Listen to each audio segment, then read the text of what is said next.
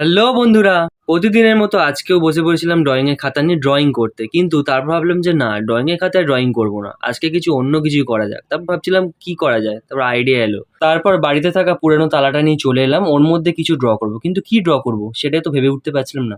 তারপর ঠিক করে ফেললাম তার ছবি আঁকবো, আর যার পুজো সবার আগে হয়, যার আশীর্বাদ ছাড়া কোনো কাজই সফল নয়।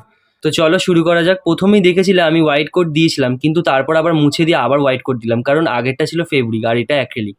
তারপরে তোমরা এখানে দেখতে পাচ্ছ, এখানে আউটলাইনটা আমি করতে পারছি না, কারণ আউটলাইন করতে গিয়ে রংটা কিন্তু উঠে যাচ্ছে। তার জন্য আমি গ্লাস মার্কিং পেন্সিলের সাহায্য নিই, নর্মাল একটা স্কেচ করি, তার উপরে রং চাপানো স্টার্ট করি। কাজটা যতটা সহজভাবে দেখছো ততটাও কিন্তু সহজ ছিল না কাজটা।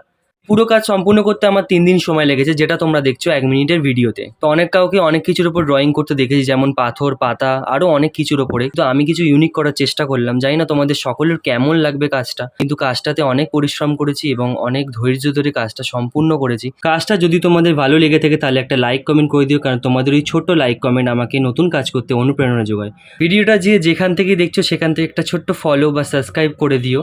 দেখা হচ্ছে নতুন কোনো ভিডিওতে। টাটা।